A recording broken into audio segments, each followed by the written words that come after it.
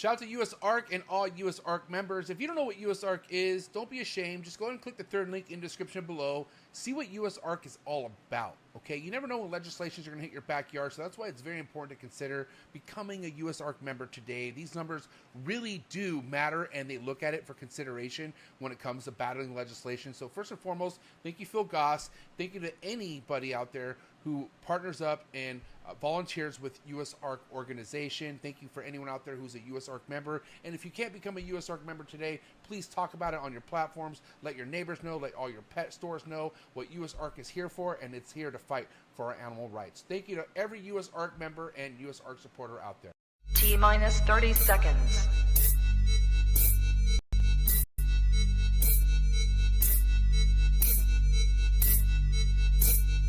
T-minus 20 seconds.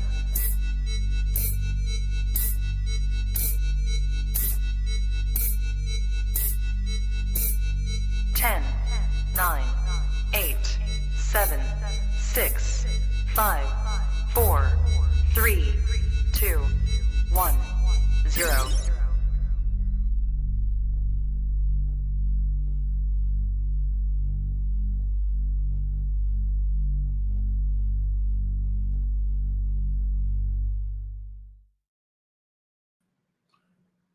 Trap Talk Reptile Network, the coolest reptile network in the world, episode 617. Chondros in the Wild, Ryan Young edition. It's about to go down. With me, of course, the one and only Bill Stiegel and Marshall Mendez. In the house, boys. Happy Tuesday. Hey, where's your backdrop, Marshall? Fuck, I don't know. Marshall looks better without the backdrop. Dude. Fucking pissed about it. Thought he was in a haunted hotel room again. I was like, what's happening? But no, he's home. This looks a lot better. Thanks, Marshall. I appreciate it. What's going on, though, fellas? Marshall, let's start with you. How's everything? Catch us up. Everything's good, man. Babies, did another round of feeding last night. So I've got a couple babies going into their second shed now, nice. Which is kind of cool. You can really tell, the ones that are on that third or fourth meal now are size wise over the ones that are have had to be assist fed or whatever. But still the ones that are assist fed, I tried them again last night, a couple of strikes. And then I just, like we talked about last week, just went ahead and did the old gizzard down the hatch. So okay, that's going well. Albino's doing good. Yeah, no complaints. Both albinos are doing good, right? What do you mean both? No, just one. You only have one? I mean, yeah. Never mind. And did I say something I wasn't supposed to say? I'm confused. Never mind. Okay. Anyways, listen, I'm curious though, are you going to just continue with the assist feeds right now or are you going to attempt? So they eat. Yeah. I mean, maybe not every week, but we'll just kind of play it by ear and see, just try different things, try the gizzards. If that doesn't work, after they get a couple, maybe change to a pinky with chick scent and hit them with something a little bit different. See if that helps anything. Just trying different things till figure out what they want. So 20. How many babies you have right now that you're establishing? 20 something. 20. I've lost 2, so 20. And these are ones. Yeah, go ahead. I lost a yellow one that had done that. Did the cigar back thing. We've talked about it a couple times, and it was weird. It was the only time I've seen one cigar back, and it never snapped out of it. So I would go and I check on them every morning and spray them before I leave for work, and they were. I would always notice that one. Have the cigar back thing going on, and never would go back to normal. So it finally kicked the bucket on me. And then I had another one that was it another yellow one? I think I've still got 2 yellow ones. Anyway, one from each clutch, I think has croaked. Okay. But the rest of them seem to be doing good. So fingers crossed. Yeah. Keep it going, man. And Bill, what's up with you, my man? I know you're just about there. What's going on?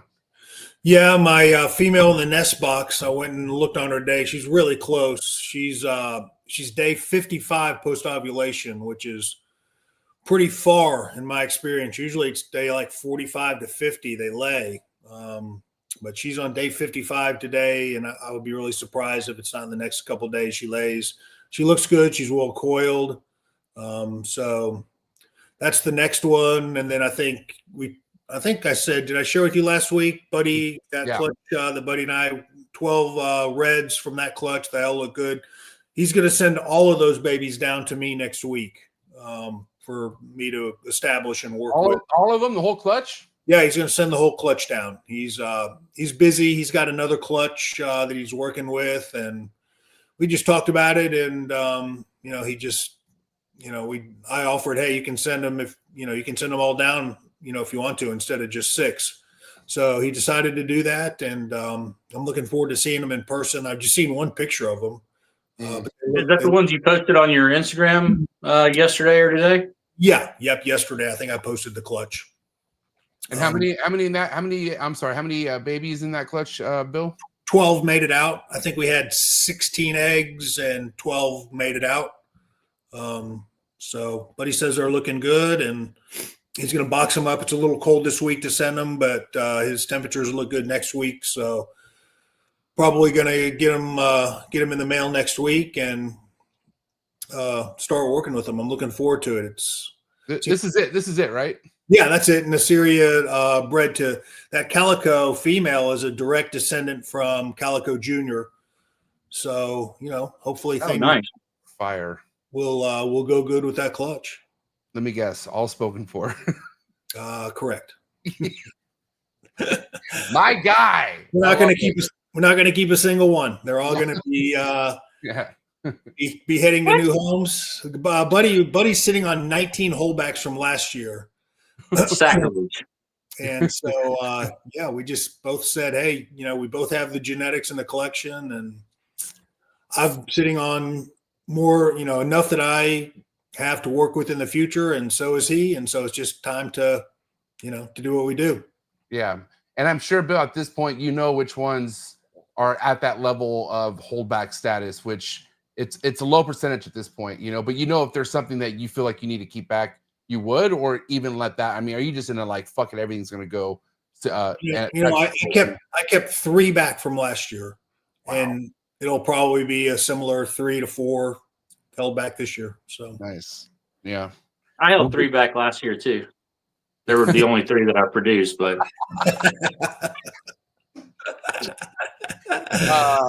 dude, I'm excited. Ryan Young, he made it back. All right. He's here.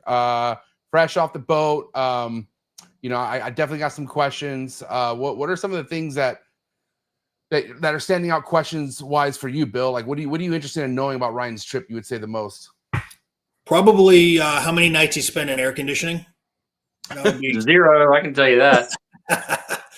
That would be my number one question for him. But otherwise, I've got my wrap-up question already in mind. I'll put it to you that way. All right. What about you, Marshall? What's kind of the most exciting thing you're excited to talk to Ryan about tonight? I mean, I'm excited to talk about the whole thing. I haven't talked to him since he got back. So, I mean, I'm obviously I'm curious about the travel and about, just like Bill, the accommodations, how, just in case anyone is thinking about, I've always dreamed about going to PNG or Indo as kind of a bucket list thing, but I want to hear like what it's really about, to see if I got the, if I've got the whatever, the stomach for it. Cause I like my soft bed and a hot shower and air conditioning and not getting attacked by bugs. And, I don't know if that trip is really possible. So I'm curious about that stuff. And then, also just about everything else that he saw. Looks like he saw a little bit of everything: tree monitors, scrubs, white lips, freaking, I mean, you name it. He did share some pictures with us. The pictures were fantastic. The scenery, if nothing else, was just unbelievable. Some of the pictures that he sent to us were really, really cool. Yeah, I got a lot of these pictures that we're going to be looking at tonight, and he was really deep in it. I'll tell you that much. Far from any kind of comfort from what it looks like, Marshall. So, but I'm ready to bring him on, man. I'm excited. Ready to bring Ryan on or what? Let's do it. All right, cool. Enough is enough, guys. Do me a favor out there. Do what you gotta do to get your mind right. Do what you gotta do to stay hydrated for episode 617. This is Chondros in the Wild, Ryan Young edition. First time ever on an All in the Tree Tuesday. You guys ready for a treat? Get the likes up. Let's go. Cheers.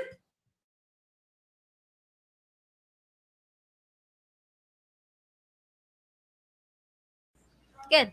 You ready for do more in the future? Trap Talk podcasts? Yes. Man. Only Trap Talk. Exclusive. Yes. Exclusive. Oh. So stop calling us. Rub the spot, get the club to pop. When I come up with the crop, God love it or not. I'm hot from the hop to the rub the spot, get the club to pop. When I come up with the rub the spot, get the club to pop. When I come up with the rub the spot, get the club to pop. When I come up with the rub the spot, get the club to pop. When I come up with everybody, we do it. Everybody, we do it.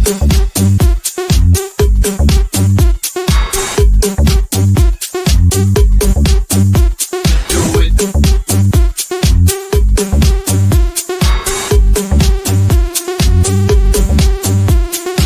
it.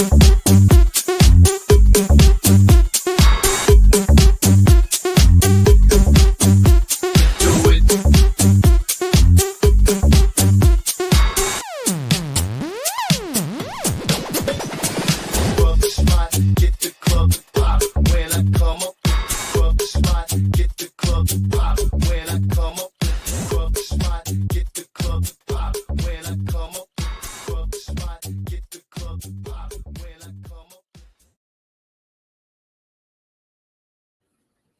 And we're live, episode 617. Ryan Young, welcome home, buddy. How you doing?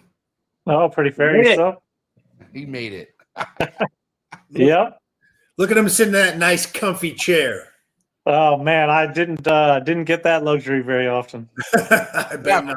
Look how happy you were. Look at this. Look at the smile on this guy's face. Full. Oh man. You're in your element, buddy. Yeah. No, it's pretty good. Yeah, and it looks like you were finding cool stuff right off the bat. But listen, before we get into all that, I want to know the journey there. You know what I mean, as far as the exact amount of days and boat rides it took for you to even get to the point of, getting into the bush and looking for what you want to look at. Yeah. Well, it started with we flew from Spokane to Seattle. So that's a short flight, and then we had to go from Seattle to Taipei, Taiwan, and that is like a 12-hour flight, I think. Mm-hmm. And then we flew from Taiwan to Jakarta, which Jakarta is on the complete opposite side of Indonesia as where you want to go, but unfortunately, to get to the Indo side of Papua New Guinea, you basically have to go through Jakarta, and so we had to go all the way to the west, and then we ended up meeting up with Chris there. We went to the farm for a day, and then the next morning. I gotta ask you, how was the farm? The farm was cool. It was really cool. Up in the mountains, pretty badass. So yeah, that was it was fun to see that side of it. What are the temperatures there when you got there? Jakarta, like down by the airport, it was, probably 85, 86, 100%, 90% humidity, just icky, sticky. Up at the farm. The farm is kind of higher up in the mountains between two volcanoes, and it was quite a bit cooler than down in Jakarta. The farm is close to Jakarta? It's a couple hours. It's outside. I don't know. I didn't know exactly where I was at, but it was a couple. I think it took an hour plus to get there from the airport. And then did you sleep at all? Did you spend the night anywhere on the way, or it was just one plane to the next? Pretty much one plane to the next. I think we averaged 2-hour layovers, so there really wasn't any sleeping. We slept the first time we slept was in Jakarta at the farm. And the time So difference. how many hours door to door? Yeah. Well, and time difference. Like, what are you looking time difference from here to there? I think there's about a 16-hour time difference. Yeah. And then it was I think 20 28 hours of travel, something like that. Dude. And okay, and then so you go through all that on the airplanes, and then at what point do you start the boat rides? Like, and where are you at? Like, what's I guess I don't want to say city, but I guess. Oh well, we did some herping around the farm and caught some vine snakes and different stuff that night, and then went to bed. And then the next day, because basically we got into Jakarta, I think it was middle afternoon, and then we basically just went to the farm, ate some dinner, and then it got dark. We went herping, and then we stayed the night, and then we had a full day the next day, and then we left for Sarong at like 1 o'clock in the morning. Who did you travel with, Ryan? Nick Mutton, and then we met up with Chris Applin in Jakarta. So Chris was your guide in a sense. He was the one. He knew where to take you guys. Yeah, he had done previous work with a guy named Ode, who runs the Raja Ampat herping. Okay. And so we hired him, and then Chris went with us because he knows those guys and wanted to go with us. So we had him go with us. So at what point did it take you to get to here? Oh, that was Batanta. So that was the second. That looks luxurious. Oh my God! Yeah, there's a tablet in there. There's a mini AC. It's all ready for you, Marshall. Yeah, no, Wow. there was none of that. That was my sleeping tent hammock for a couple days. Dude, What's the thread count on those sheets in that place? Well, actually, I had a microfiber little sheet that I had bought at Walmart to put over my AirPad in that thing. So I don't know what the thread count was, but dude, not only okay, who the fuck set that up for you? I can't do that. Like, was there a guy that hooked that up for you? Did you whip that? It was actually we kind of struggled at first, and then once we realized how to do it, it was actually stupid simple to set up. Was it? Were you laying pretty even, or were you like at a slant? I mean, doesn't. Yeah, it was actually, that thing was really comfortable and kept the bugs out. So it was very, compared to sleeping on like I've slept on the ground in Australia, and that was much better to sleep in that hammock tent than. Well, I mean, so did you travel? I mean, was that where you slept most nights? You just brought that with you wherever you went? You set that up? No, so you're getting kind of ahead of it. So when we landed in Sarong, we had to go to the ferry to take us to Wago Island, or Waego, however they say it. And that ferry ride is a couple hours, and then you land there, and that's where we met up with Ode of Raja Ampat Herping, and we bought a bunch of supplies, food, and all that stuff. And then from there, we went to what they call a homestay, and that's a little hut built out over the ocean that the locals build to rent out to people. No running water, no air conditioning. It's basically a deck over the coral reef. And it's got a little bug net and a bed in a hut over the, I mean, it's pretty badass. You're literally sleeping over the ocean. The coral reef is, 6-8 feet below you. All these bait fish and little sharks are running around trying to get the fish. It's pretty cool. We did get messages from you intermittently. So did you have cell service along the way or any kind of internet? Yeah, I was actually blown away. I didn't expect to have any service because I didn't plan on trying to use my phone. But Chris had, since Chris lives over there, he was able to use his phone as a hotspot. And so I had internet way more than I thought I was going to. Seemed like you had it for mostly until you went to like Wago, Batanta. You kind of dropped off for a couple days. Yeah, on Batanta we didn't have any. Where we stayed, there's on one side there was service when we were by the village, and then we had a little bit of service on Sulawati, but on Wago it was pretty good. Did you? I know I keep getting ahead of myself, Ryan, but did you feel safe the whole time? Was there any time where you like, this is sketchy as fuck? No, like there was one. That was weird because I had a shitload of their money. When you trade your money for their money, you get a huge pile of it, and so you're just very conscious of that. And I never felt like I was waiting for the ferry in Sarong, and I had to get some money out to buy a Sprite. and I was trying to be really subtle, not to like flash the huge wad. And so that was just me in my head. I was, it was never anything. There was never any feeling of that. And then coming back on the ferry, like when you pull up to the dock, like people mob the boat and try to get your bags and, try to get you a taxi and stuff. And it's like, at first it's kind of weird. They just kind of bust in through all the doors. And so it kind of catches you off guard, but it never felt like unsafe. It was just like, whoa, okay, things are done differently. So, Yeah, I never felt unsafe. Cannibalized. Yeah, no, I never felt unsafe at all. Cannibalized. End up on a spike. But yeah, kind of going back to this. So, when you originally got to the thick of where you guys wanted to head into, what was the temperature change compared to what it was by the airport? I do have a shot of a reading of you, I believe. Yeah, that's you got to save that for later. Okay. All right. But anyways, what was the huge difference in temps? Like when you're actually in the bush versus like the airport, like just arriving and all that? It depends. If you were in the forest, it was cool. If you were outside of the forest, it was hot. So you're probably looking at like high 70s to low 80s in the forest, and then 85 to 90 outside of the forest. Any rain, precipitation, or storms come through? Yeah, it rained most nights, just a little drizzle. On the way back from Batanta to Wago the second time, it rained like a son of a bitch, and we had to take shelter at the village in Batanta for an hour. And then the seas didn't get too rough, so we decided to make the crossing anyways.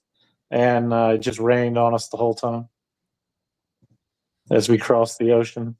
Were you at different elevations, or were you guys looking for stuff? We're pretty much at sea level, or 150, 200 feet, I would guess. And the amount of hiking you guys did, was it a lot? Like, was it a lot of footwork? As far as yeah. Every night or every morning we would go out looking for lizards and anything active during the day till like noon, 1 o'clock. And then we would go back to wherever we were staying and try to relax until it got dark and then go herping again. So there was time during the day where you guys were chilling out, getting ready for the nighttime. Yeah. Basically late afternoon, early afternoon. There's really most of the herps. It's too hot. They're hiding. So you're just trying to recover, get something to eat, and then get ready for the night herp. Eat what though? Like, what do you guys eat? Man, we didn't eat shit. We basically ate cookies and crackers, rice, and at the homestay, they would give you fried bananas for breakfast, which wasn't my jam. I didn't really like those that much. So I didn't eat breakfast most days. And then for lunch, it was usually like rice, and usually it's rice. And then for dinner, it was just rice and fish that they'd made.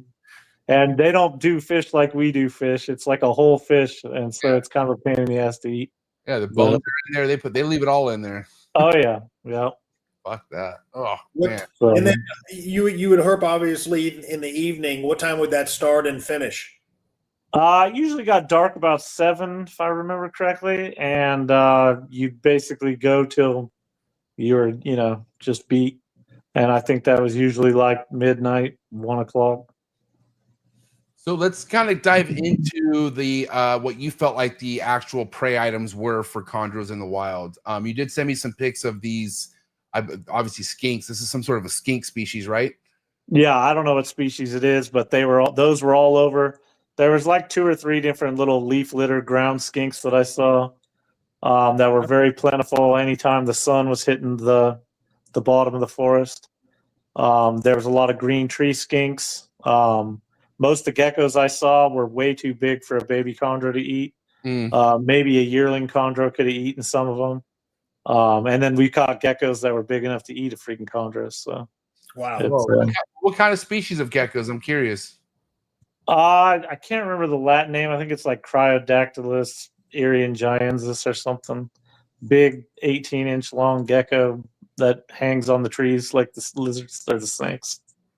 Really, 18 I mean, inches? that little blue line skink you just showed look or whatever it looks very similar to some we have here. That's crazy. Oh yeah, that body platform, I see it. You see that anywhere in the world you go that has skinks. There's a blue Even tail with skink. I with swear to God, no matter where you go. yeah. Okay. Interesting. I didn't know that. And you said you found these everywhere. Yeah, that particular one was on Batanta, but if there was sun getting to the floor of the forest, there was typically leaf litter skinks running around. I know we're looking at a picture, but that looks like a perfect first meal for a baby green tree python. Am I right? Or Oh yeah, no, that would be ideal. They'd suck that down perfectly. And let me ask you this, Ryan. Do you feel like if it had if there's a yearling or a younger baby out there eating on these, do you think they're like eating 2 at a time or tripling down if they need to, or like is it just one and done? You feel like are they something where they take advantage as much as they can in the wild? Do you think? I mean, I would assume that I don't study them in the wild, obviously, but I would assume they're like a captive snake. If they eat it and then they go rest until they're done digesting it, and then they go try to eat the next one. I doubt they. I mean, I guess it would be impossible to say they would never eat 2. I don't think nature would probably give them that opportunity very often, but so my guess would be they're one and done. But I guess in the history of 80,000 or millions of years of chondro evolution, they probably maybe one is eaten 2 at a time. I guess I don't know. And what are we looking at here? What kind of rodent is this? That was some kind of. I saw 2 or 3 of those on the trip. That one was the only one that sat still and gave me a good picture. It's some kind of rodent over there. Like I said, I'm not Is it a rodent rodent expert. or is it looks more like a possum or something? Yeah, it could be some marsupial mouse or something that I don't know what it is, honestly. They get But bigger. it was, Do you think? Obviously, do you think is this like a baby, or what would you say the maturity is on this rodent? if it was the same species as the other 2 I saw, that would be like a weaned one. Okay. And the Bigger. other ones that I saw were like as big as, they were a little bit bigger than like a big African soft-furred rat. And that one in that picture was like probably almost a medium jumbo mouse size. This looks like what a real wild ASF would look like in my eyes. I feel like obviously we have these weird little cute white ones or whatever, but this definitely gives me half mouse, half rat kind of vibes for sure. Yeah, there was lots of rats. We at one of the places we went to, tons of rats running around in the bush, but they were huge. No chondro was going to eat. Wow. I mean, these things were they were bigger than your jumbo rats you'd see in captivity. And that's something like a scrub's taking down, right? Or like, what do you think? What snake's eating something like that in the wild where you're at? Yeah, my guess would be the scrubs or crocodile monitor scrubs, stuff like that's eating them. Damn. Okay. Now, kind of going back to as far as like, it took you a long time just to even find a chondro, right? Like, was it the second? Yeah, second last day? It put me through the ringer, man. I was literally the last night that we were leaving the next day, and I was worried about you there for a minute. Same here. Oh yeah, no. I mean, listen, nobody believes me, but I obviously wanted to find a chondro really badly, but the chance to see the tree monitors was probably, I was willing to sacrifice a chondro to see the tree monitors. That's cool because the guys like the locals that know how to look for those things. This was an opportunity to do that with them, and so the chondro, I felt like if I didn't find one, that's something I could go herping on my own over there and find one without the help of locals. But the tree monitors, I don't know, man. Your odds of seeing that without the locals is pretty slim. Really? So where do they hang out? The tree monitors? Yeah, I mean, like how high are they? Way super high up in the canopy, or are they like they down low? As far as my understanding is, they can be anywhere from down low to way up at the top. Yeah. But I guess most of the time, there's kind of like, I noticed there seems to be like a secondary canopy. There's like the really tall, really mature canopy, and then there's kind of a secondary canopy that's 20 to 30 feet off the ground. And my guess is that most of the smaller stuff, chondros included, probably hang out from that down. I doubt they, based on what I saw, I really highly doubt they crawl up those giant trees. It's just not, I don't think it's very feasible for a chondro to spend a lot of time up in those really huge mondo trees. Plus, they'd be very exposed to predation up there. Yeah. So my guess is they hunker down in that secondary canopy. Well, that's not where their food source is, way up there either. Yeah, true. Yeah, and it was one, we were having a hard time finding them. Chris had found one in years past, and he said that he found his, it was still like almost 10 o'clock at night, and it was still crawling down. It hadn't reached the ambush phase yet.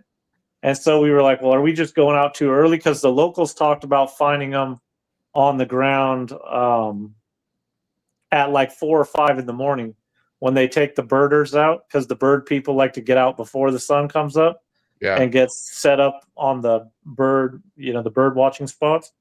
And the locals are like, oh yeah, that's where we see them, is at 4 or 5 in the morning. So that last night, me and Chris were like, dude, we're going to stay up all fucking night if we have to find one of these things. We weren't going to go to bed that night if we didn't find one. So. And okay, so what time was it at night that you found it? Yeah, it was like 9:45 when we got it. So it ended up being early in the night. But where and it was it? It was still about 3 feet off the ground. It was headed towards ambush, and then I mean, what island? Oh, Wago. We were back on Wago. So that would be a Wago locality type that you saw. Yeah, it doesn't get more locality than that. So what? So that's what? That's is that Pulcher? Yeah. Okay. Yeah. Wow. Yeah, you do use your standard bog standard yellow sarong yellow baby animal. Yep. Look at this. One thing I do love about the pictures that you sent me is like, dude, this is that little classic import shine right there on the head. That's so that's like such a classic thing. Almost any import that you see at a table here in the United States. But overall, you would say the health of this thing looks pretty good. Yeah, I mean, it was a giant for what I was expecting to find. I assumed it was a female when we found it, based on how big it was. And it wasn't until so we actually, there's a little story about, we found it. O'Day spotted it, and me and Nick were right there, and we went and took a million pictures of it. But Chris had gone up ahead with the local, and so we didn't want to fuck with the snake until Chris had a chance to photograph it too. So nobody touched it. Yeah. So we sat there for like a half an hour taking pictures of it. And that's exactly how we found it, like that. And so we were like, well, shit, Chris wasn't coming back. So I thought, well, I wonder if he found one too. So we were like, well, I wonder if he's sitting on one waiting for us. And so we marked the trail where we found it, and then we went and found him. And we were gone for probably, I don't know, a half hour, maybe 45 minutes. Yeah. And when we came back, the snake I thought the snake would abandon its position and head back up into the canopy, and it didn't. It went on to go set up on the same vine. It went and set up in ambush towards the ground by the time we got back. So it wasn't too far from the spot at all. It was right there. Yeah, it just kept going down to the left. That it was on a hillside, and that vine it's on goes down to the ground, and literally it was 6 inches off the ground when we came back. So what was it raining? It looks really wet where you're at.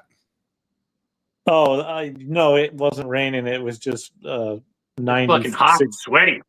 Dude. Oh yeah, dude, it's 100% humid, 96% humidity or some shit. So, and that's crazy. That's important to take note of, man. Like, obviously within the last year, I've had just a complete different look as far as the importance of humidity, like high humidity for chondros, and sure enough, man, I'm sure they fucking love it, especially if you could provide it for them in captivity. But I'm curious now, Ryan. So you linked up with Chris. You told him what was up. You guys went back to the spot. And how long did you guys observe from there? Like, how long were you guys hanging out with this snake? Probably an hour and a half, 2 hours maybe. Did you eventually handle it, or was that kind of a no? I handled it after Chris got to take photos of it too. Is that a cigar bag? What's going on with this thing? Yeah, that's why. Looks like That's why I wanted to show you those pictures. It had a busted spine at some point in its life, whether it hatched like that or what. Interesting. It had, you see that in captivity, that kind of stuff. Yeah, a little kink. Yeah. And then its tail was missing the tip, like a lot of them. Must have either got bit by something or it shed. Stuck sheds, rotted it off eventually, but it was missing that real sharp tip. And then the one interesting note I really wanted to point out was it didn't have those big, huge, despite it being a giant, very old, I had to have been a very old snake given how big it was. It didn't have those big, huge spurs like you see, and I've always wondered if that was a product of captivity, if they're not shedding those off like they should be. And so that snake, kind of confirmed it to me that, yeah, that's not how they are in the wild. It looks awful thin when you're holding it.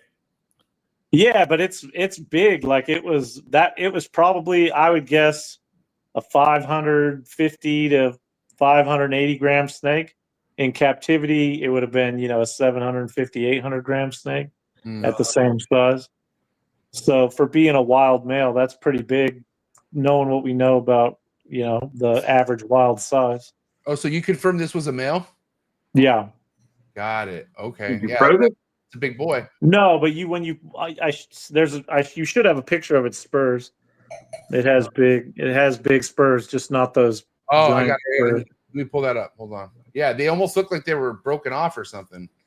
No, they look like they're supposed to look. Oh, because I have older males and they have some fucking crazy long-looking spurs. Yeah, I do too. And I've always wondered if I've never had an import that had spurs like that. So I figured that was a product of captivity. And so I think that pretty well confirms they got the little stubby spurs in the wild.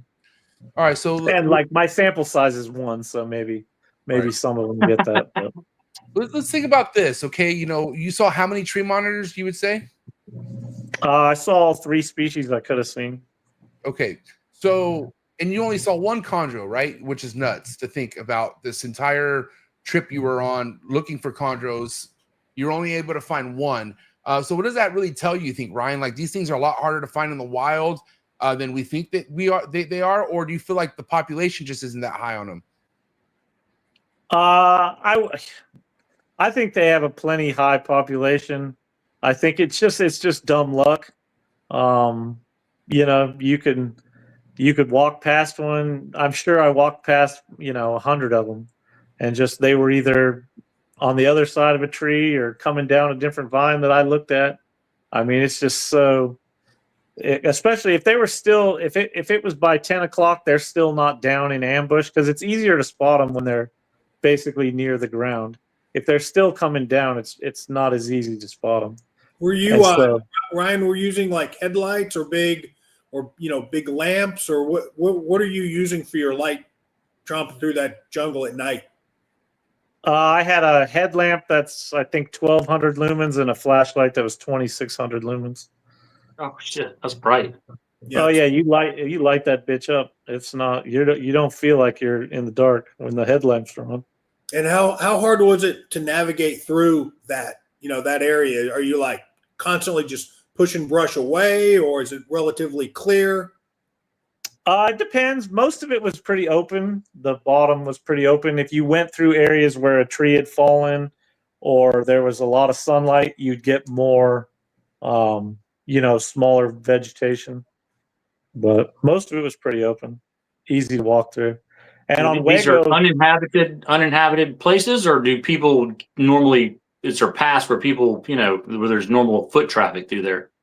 Yeah, Wago was more of a steep island than the other places we went, and we would take our boat and motor over to like a gorge where there was other homestays, and then we would have to pay the people that lived on that property and then they would usually send one of their family members with us. and we would go out at night.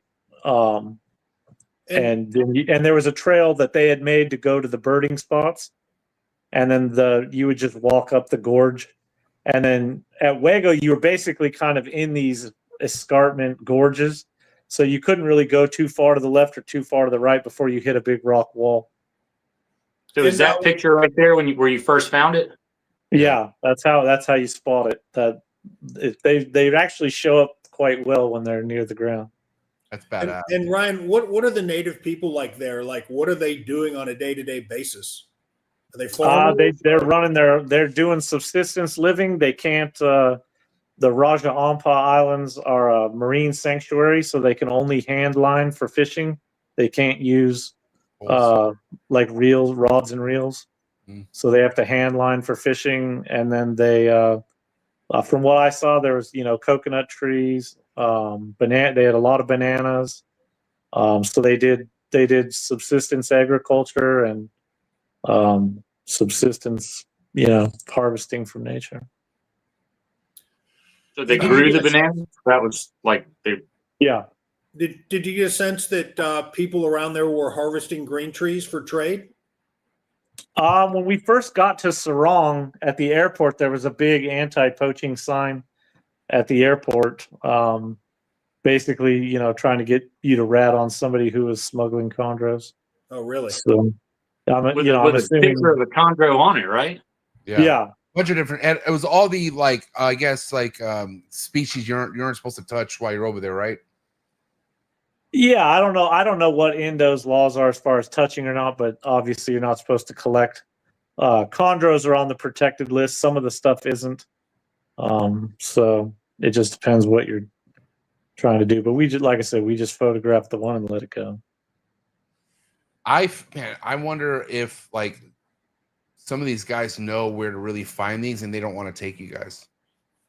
Because if you think about the guys that we were with mostly did birding stuff or were lizard catchers. In fact, most of them were pretty damn scared of snakes. When you say birding stuff, so is that like a big thing over there? People like you were obviously going and looking for snakes, but people go into that same area of the country looking for birds, like tourists going looking for birds, or when you say birding, what do you mean? Yeah, the vast majority of their tourist dollars come from their diving. They've got some of the best marine diving in the world. So there was a lot of infrastructure for diving and stuff like that, and then there was a lot of infrastructure for birding, like the birds of paradise, and the people that go. I mean, that's a big thing. Those guys go all over the world to try to get their life lists of birds. So. The birds of paradise are on all. I knew they were in New Guinea, but they're in all the little side islands also.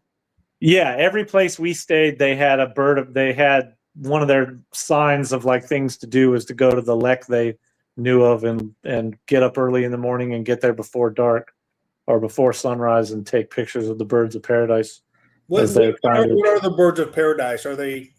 What are they? I wouldn't even know. There's a ton of them, right? They're just really pretty. The males are really just crazily adorned with wild feathers, and they dance around for females and compete with each other. So it's that's a big business. But they're starting to realize there's reptile guys, so there's getting to be a little infrastructure. Well, we don't really do anything special other than go out at night instead of during the day. So they're definitely starting to realize there's another income stream potential with herpers. And do the birding laws, are they similar to the reptile laws, like can't collect them or yeah, I'm assuming the birders, they just have their big telephoto lenses. They don't get their hands on anything. But are the natives collecting birds and exporting them? Is it legal to do that? Do you know? I have no idea. I mean, I'm sure at some point in history it was legal. Whether it still is now, I don't know. It's probably like everything. Some birds are still probably traded and some aren't. For me, I mean, it's magical just hearing black palm cockatoos in the morning where you're sleeping and sulfur crested cockatoos and eclectus parrots flying around. I mean, I'm in heaven. I used to keep birds a lot, so those are some of my favorite birds to see those. It's pretty wild. Yeah, I was gonna say it must have been like coming around full circle for you to like have that, you know, passion for birds that come from that part of the world, and then you actually sleeping there and hearing them in the morning. That must have just been nuts. Oh yeah, and even in, you know, I did a lot of aquarium stuff, and there's a lot of rainbow fish. I saw rainbow fish. I saw freshwater crawdads. You know, in fact, they'd crawl on, you know, the little shrimp everybody keeps now. They would crawl on you in the river while you were trying to, you know, wash off the stink of life. So. Trying to take a shower. Yeah. Was that your bathing routine? Just getting in the river? Yeah, on Batanta, there was a creek next to the area we were staying, and so you'd get in there and rinse off in the heat of the day. And now, what was the water temperature there? Was it warm or is it cold? It felt cold, but it was because I was so freaking hot that I was like, when I sat there, I'm like, this water's probably like 78, 80 degrees, but it feels really cold because it's 90 something degrees out, and you're just like, it's shocking how it feels, but it's not because it's actually that cold. It's just you're so used to being much hotter that it felt cold. Would the water feel fresh? Like what's that type of water feel like? Oh yeah, it felt, man, after not having a shower for a week, it felt really good. What was your drinking water? We just had to carry these big jugs of water with us that we bought in Wega, and bottles of water. So you didn't eat much, huh? No, I mean, it was mostly, like I said, occasionally we'd have fried egg and rice, and that was, we had spaghetti for a while. Chris knows the spaghetti hookup over there in Wega, so we burned through that pretty quick. So did you lose weight while you were there? I must have lost weight while I was out in the jungle because my pants were falling off, but by the time I got home and staying in Sarong for a night and Jakarta for a night at the hotels with the all-you-can-eat buffet breakfasts, I think I put it all. I got home the same exact weight I left. Let's put it that way, because I put it all back on in 3 days of travel. So the food was decent when you got to the city. Oh yeah, no, it was. I had went to a couple steakhouses. It was bomb. Yeah, it was good. Really nice. All right, so kind of going back to, you know, overall, like, what would be your assumption as far as like the type of season you were in while you were visiting? You know, because obviously there's a cold part of the year and a warmer part of the year, even where you're at, right? Or do you feel like it's just consistent all year long? My understanding is their temperatures don't fluctuate more than a few degrees, but it's basically wet or wetter are the seasons. So. And for were you there in the dry, or were you there in the super wet? I think we were there leading up to the wet. I think I'd have to double check with Chris, but it wasn't during the hardcore rain. No. And so for the noobs that aren't real familiar with the geography and locality, so were you southern? Would you consider you were in the southern parts of Indo? Is that considered the northern part? What? Well, it'd be eastern Indonesia, but it would be the Papua or West Papua. Mm-hmm. So it's the west side of Papua New Guinea is owned or currently run by Indonesia, and we were on the Raja Ampat Islands, which are the big islands off of the Bird's Head Peninsula. Okay. That's north, right? That's basically north. So we were north, pretty much we were about as north west as Chondros exist. We were just north of Koh Fiao and Mosul, and so. How many days? I looked it on the map, and we're Wago and Batanta are like part of the Bird Head, right? No, they're right next to it. Yeah, Sulawesi is really close, but it's still an island. And that we spent a couple days there. So, how many days did it actually rain while you were out there in the thick of the bush, Ryan? I'm pretty sure it rained every day. There was a couple days where it didn't really rain much during the day, but you'd wake up and there was water droplets on your tent, so it had rained overnight. But one thing that was interesting, if you're walking around in the forest and you like shake a tree, water falls out of it. So I don't think those tree dwelling creatures really have to go looking for water much at all. I think it's pretty well everywhere they look. Which makes it even more of a reason why they're so good at hiding. You know what I mean? They don't really have to go far to get what they need, you know, unless it's maybe hunting for something, right?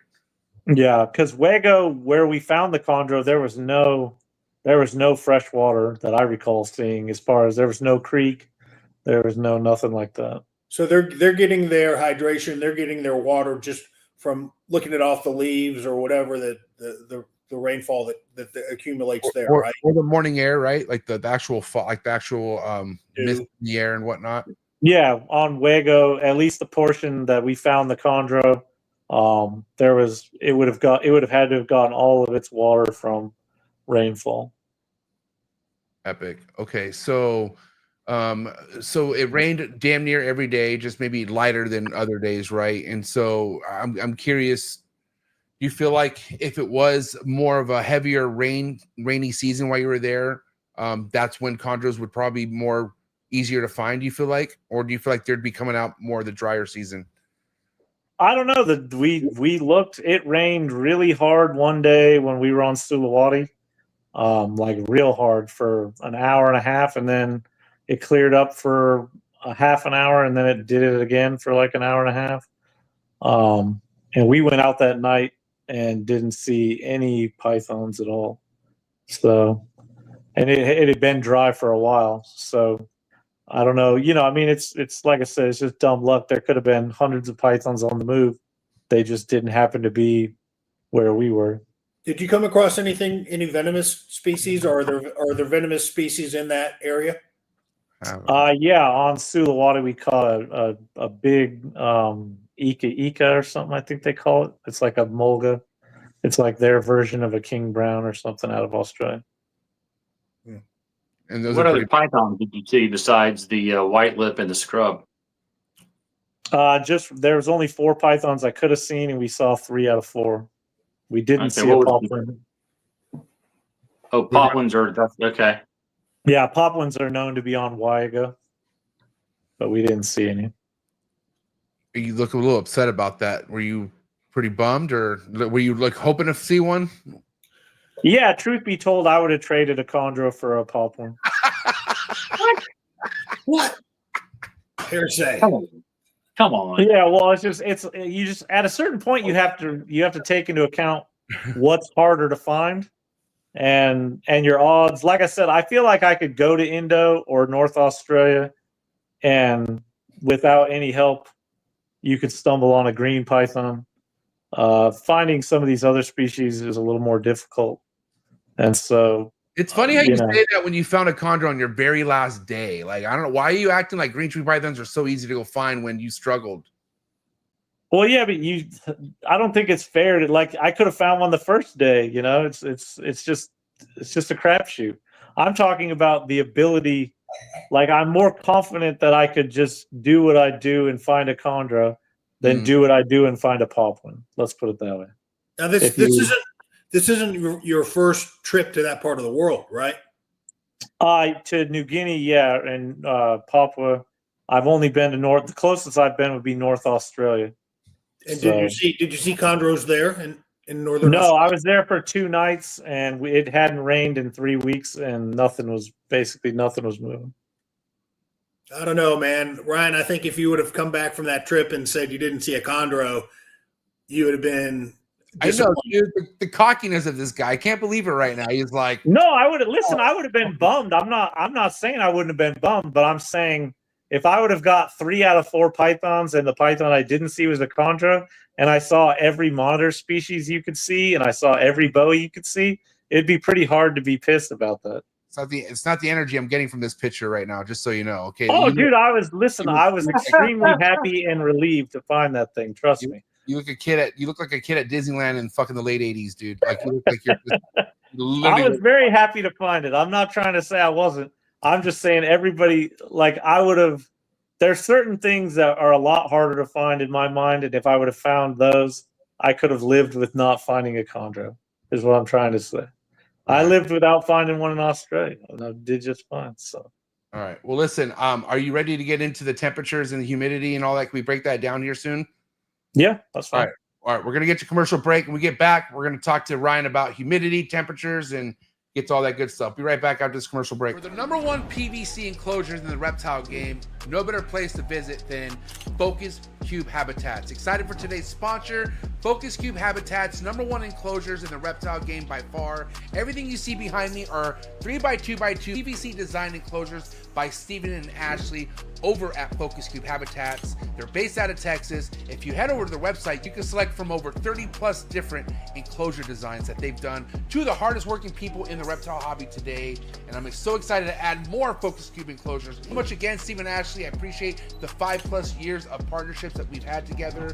Looking forward to growing more. Head over to FocusCubeHabitats.com, head over to their YouTube channel, subscribe, and check them out on Instagram. Thank you so much, Focus Cube Habitat. When you think about building a good community and being a leader of that community, nobody comes to mind better than Mark Hager over at Texas Chondros. That's right. Make sure you head over to TX Chondros on Instagram and also head over to Mark's website, see what he has available green tree python wise, and be ready for quite the 2025 green tree python breeding season out of Mark Hager. He's a veteran in the green tree python game, one of the best and nicest breeders in the green tree python game. He's been putting on the whole state of Texas for as long as I've known him. So if you want to see all the amazing other chondro keepers out of the state of Texas, another good reason to go follow Mark Hager over at TX Chondros on Instagram. And again, head over to his website, texaschondros.com. You can find all the links in the description below. Thank you so much, Mark Hager, for supporting the trap. Cheers.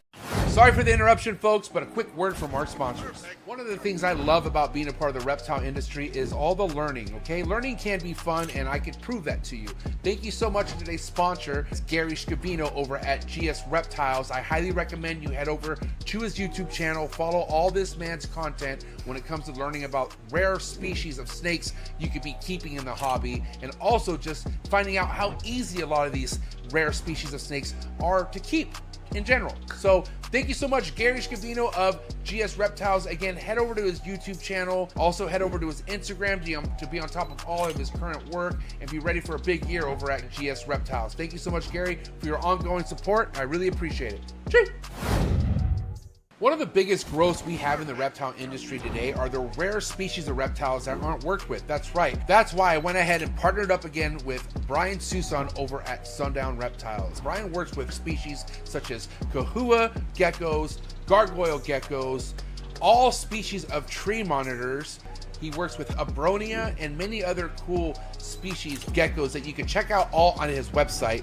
Head over to sundownreptiles.com, see what he has available. Brian's one of the best doing it in the reptile industry today. He's been on the show multiple times, so make sure you check out all of Brian Susan's episodes on Trap Talk Reptile Network. But more importantly, for the highest quality of captive bred reptiles, make sure you head over to sundownreptiles.com and make sure you give him a follow on Instagram. Thank you again, Brian Susan over at SUNDOWN Reptiles.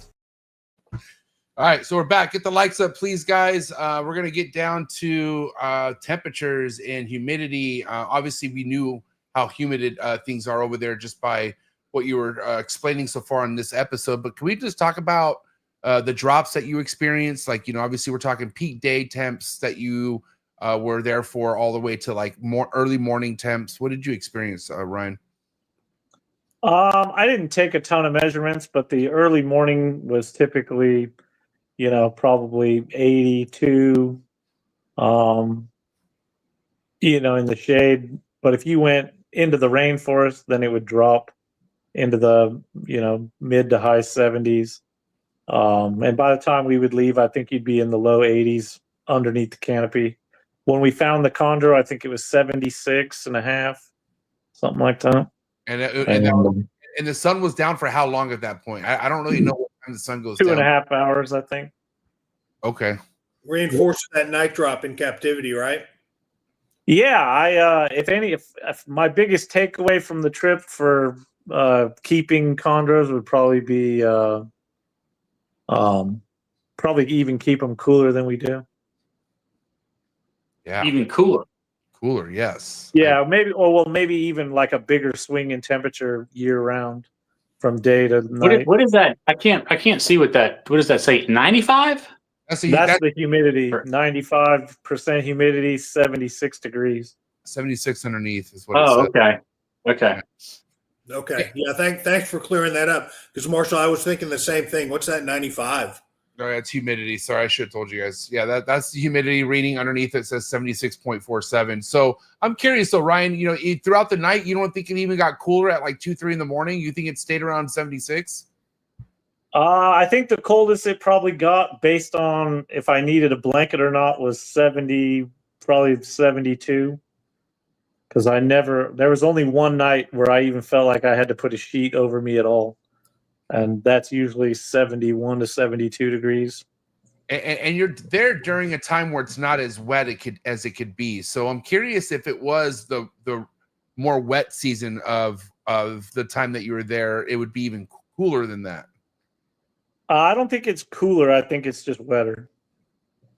Okay. So what about like bugs, like mosquitoes? Are there mosquitoes there that you had to worry about? Yeah, we took anti-malarial medication the whole time, and for a couple days leading up to the trip, just in case. But apparently, where we were at isn't really that big of a hot spot for malaria. But my wife was wanting me to medicate, so yeah, I don't blame her.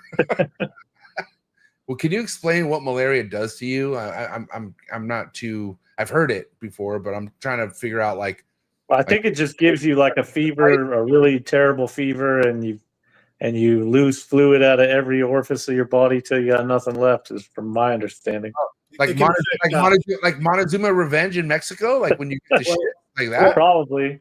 Well, But there was like yellow fever and dengue fever out there too, I guess. I think. Oh, but no way, I'm good. Well, didn't get me the malaria attacks your red blood cells too. Yeah, it doesn't sound pleasant. So I'm not against not getting it, but it once we got there talking to the people, it didn't seem like it was that prevalent where we were at. So how are they at night? Mosquitoes. So. Yeah, going to the jungle at night. I'm assuming you're wearing long sleeves, pants. No, at night I was short sleeve shorts. Really? And bugs didn't kill you? Yeah, nah, the bugs. I didn't think the bugs were bad. I actually think Australia was way worse for bugs than New Guinea was. People in the chat, Ryan, have been asking about leeches. Oh, I did get leeches. The only time I got leeches was that torrential downpour on Salawati, and I was hiding at the base of a tree with a bunch of palm leaves over my head, trying to keep my camera gear dry and stuff like that. And we sat there it was like an hour before, and then I finally noticed there was one on me and a couple on Chris. And so then we got up and started moving around after that, and those were the only leeches I saw. God damn. Where, did it fall on you, or did it crawl up from the ground, or what? It crawled up from the ground on my leg. How else do you think the fucking thing got on him, Marshall? It was in the tree, dude, and it fell from the tree leaves. Said he was under palms. No higher up than your leg, though, right? No, we noticed it pretty quick. So it was. I mean, they were little. They were probably about 1.5 inches long. So we didn't give them a chance to get a feast or anything. But I really expected to get some on Batanta because it was really wet. There was a lot of standing water where we were at. And so we were wading around in water a lot. And I figured I would get them there, but I never did. You guys seen that movie, Stand By Me? Yeah, that's what I'm talking. That's what I was thinking about. Oh, that's all I can think about right now. Now, okay. Where you're at, Ryan, what are the odds of you coming across because that snake you found was a yellow neonate, right? Yeah. Okay, so what about reds in that area? Do you think there were red neonates in the wild where you're at?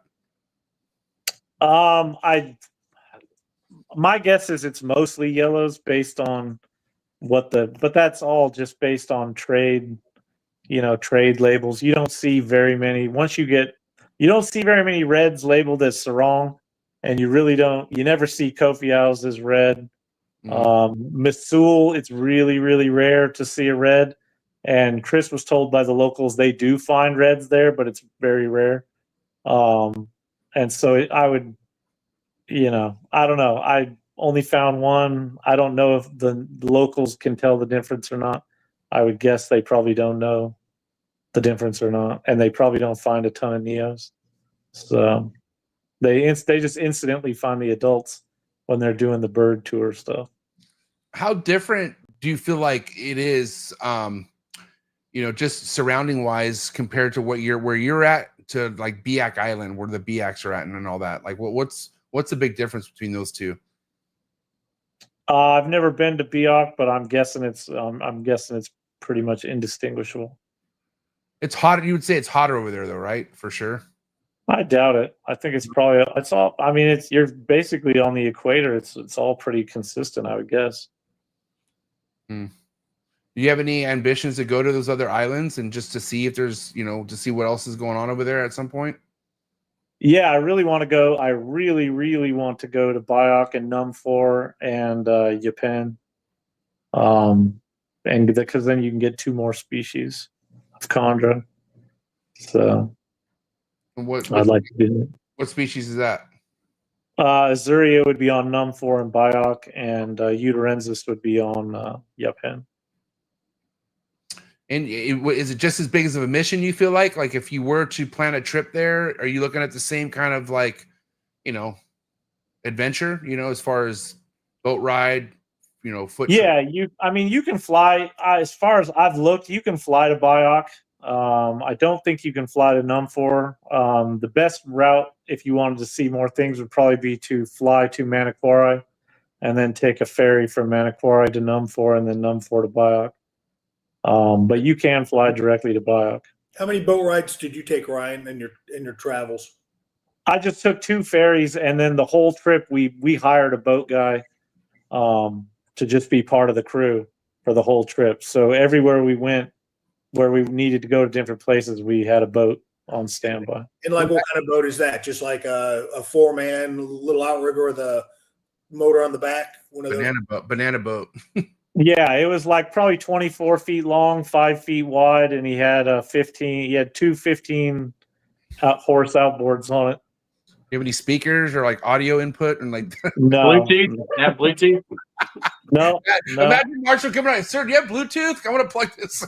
The best you got was a tarp to cover your belongings, and there was a tiny little section covered for the people, for the tourists, us and the locals. They all just sat out in the weather. But so now Numfor and Biak are pretty. That's what I was going to say. Numfor and Biak are pretty close to each other, right? Yes. Yeah. I guess it's a pretty long ferry though to get from Manokwari to Numfor. I think it takes several hours. We had one of the options we were looking at, and here's where I could show you. I wasn't all chondro all the time, because apparently, according to Chris, chondros are real easy to find on Mosul, and we could have gone to Mosul. That was an option, but there was less stuff overall to find, and so I chose not to go to Mosul. I chose to go to the other islands. So you don't really like chondros, it seems like. I'm just making the point that I did really, really, really want to find one. I definitely did, but I'm just kidding. I was up to finding everything else too. So no, I get you. Now, listen, Ryan, you're that individual in the hobby who has a lot of fucking goddamn knots in the belt when it comes to breeding. So I get it. It's a lot more deeper for sure when it comes to chondros. And so I get it. And you've been doing this your whole life too. So Nick thought I was going to lose my mind if I didn't find one. I kept telling him, I'm like, dude, we thought you were like, dude, we were all hoping you weren't going to come home fucking without finding chondro. It was a big deal. I was hoping I wasn't going to come home without finding one, since we'd already scheduled to do the show. I was like, well, shit, it ain't going to be a very good show if I don't find one.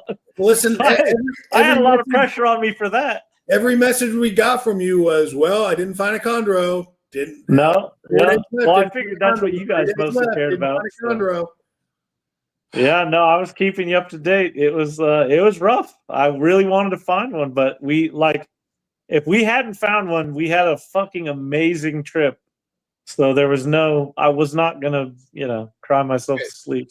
So you're definitely saying, Ryan, if the whole mission was chondros only, you would have found a lot more chondros. Is what your belief is?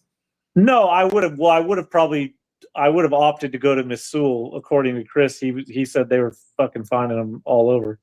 So I probably would have chose to go to Missoul, but I mean, they were everywhere I was at. It just, whether they were out, whether I just didn't see them, whatever. I mean, that's how field herping goes. All you can do is put yourself in the environment, and the rest of it's kind of dumb luck. You hired a boat guy. What'd that cost you guys, like in US dollars, to hire a boat guy? I think he was 8 million rupiah, which is I think $500. Oh damn! So that's not cheap. I mean, that's good money for that guy, right? Like, sure, you could live off that for a minute. Yeah, I think somebody said their average income there was like less than 100 rupiah a month or something. Damn! So that was a good time for that boat guy for sure. You hooked him up. Yeah, no, he seemed, he was really cool. He helped out. He did all kinds of other stuff. There was a whole crew. We kind of commented many times about there was 7 people, taking care of the 3 of us basically. So. And that came with the whole $500?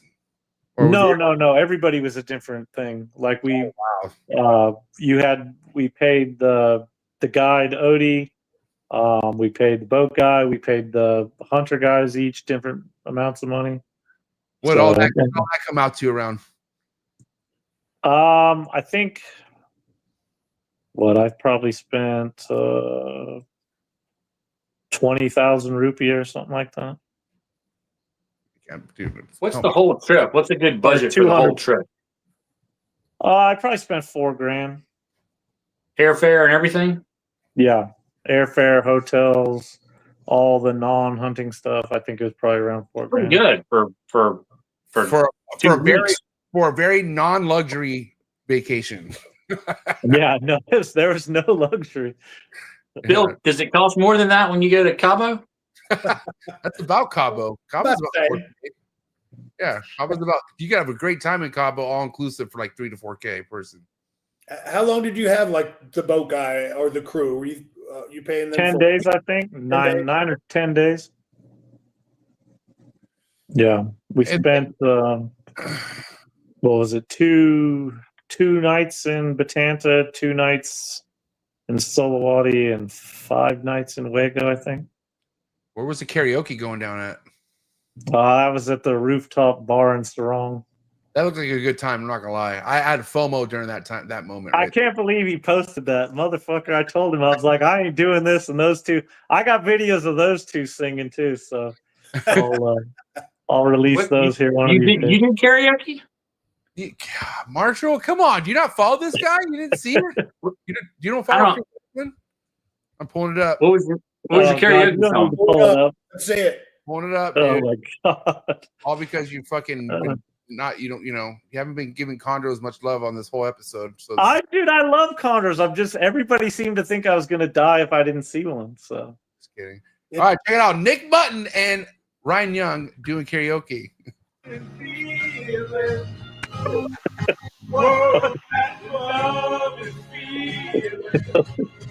Oh my god! The whole restaurant's empty. Is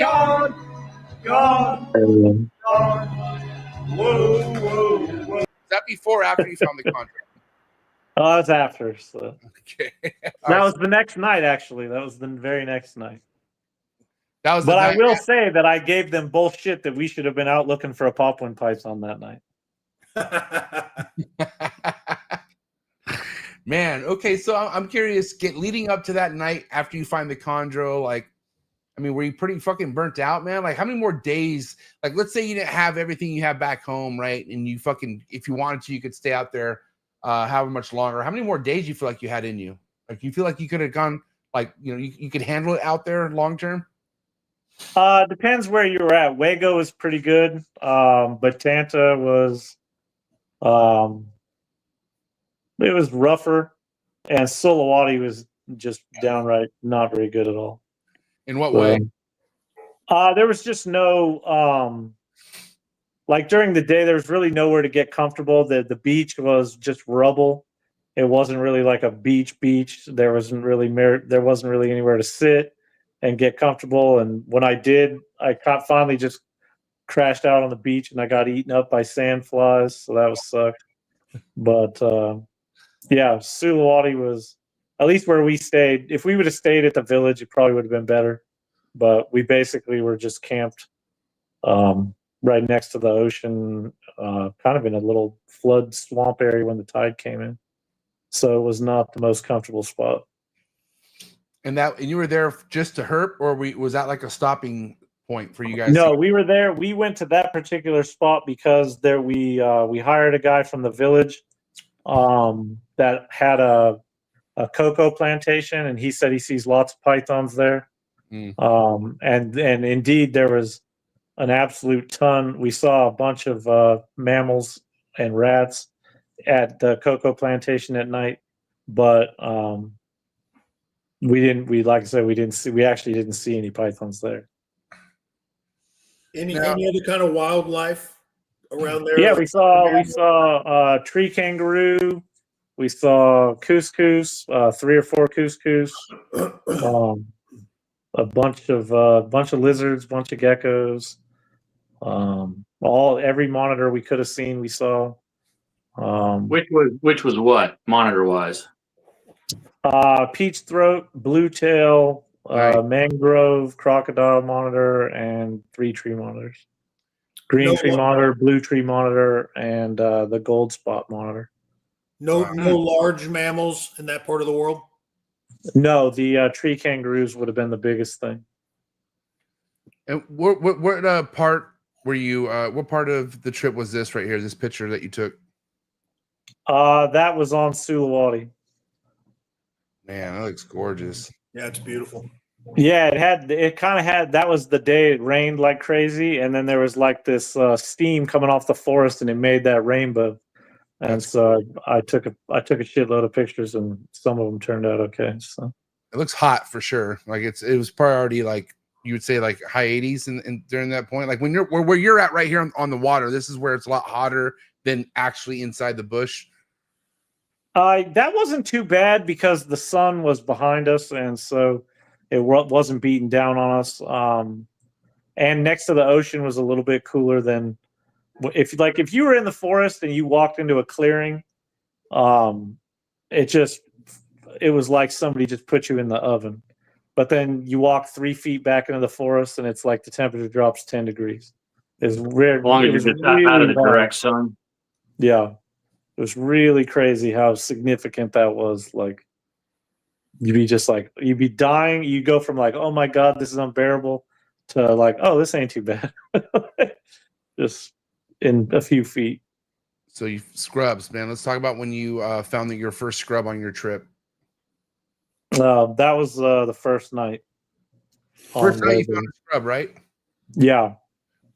And remind me again, the first night, I mean, how populated was it where you were staying at that time? Like, was it pretty well trafficked with people, or was it not? Like, I'm curious where you're finding. No, where we were at. We were the only people at that time renting the little homestay cabins over the ocean. Okay. But we had to we took a boat down to another homestay, where we walked up on their property, and that's where we found that one. And it was like 40, 50 feet up in that tree.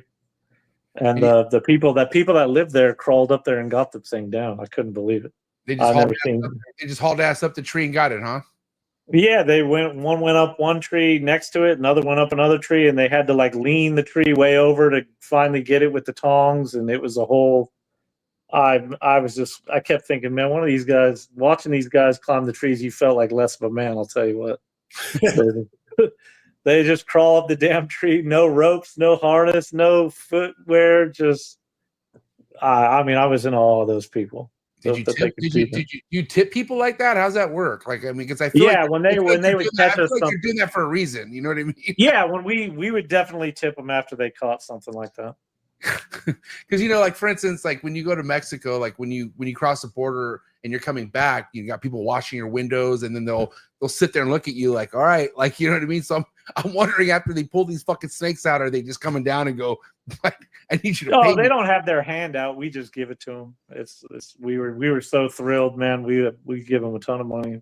So I'm wondering, you should watching them risk their lives and leaning over trees and bending over and grabbing pythons, and most of them are scared to death of snakes too. So you're like trying to get them to do something that goes very against their that's crazy. You know, Were their core beliefs. Were you showing them pictures of a pop one, and you're like, I need this one, give you bonus? Yeah, I did. I cleared every photo off my phone before I went, and I downloaded a picture of a white lip and a picture of a popwin, so I could ask them, you know, where they see those. So. Lisa said, "You hope." Most of the people didn't look like they'd ever seen a popwin python. Go ahead, Marshall. What'd you say? What kind of scrub is that? A barneck scrub, or what kind of scrub is that? Yeah, that's a barneck. The pattern. It was about 12 feet. It was about 12 feet long. Big, huge thing. Wow. Is this the same one or different one? It's the same one. So what would you say the pattern's a little different on like, you know, the typical bold barnecks that we've seen in the hobby and whatnot? Like, why would you say is it a locality thing of the barneck? Like, because do barnecks come in different localities? I'm curious. Yeah, I mean, that looked to me like a pretty typical, you know, Raja Ampot barneck from the pictures I'd seen.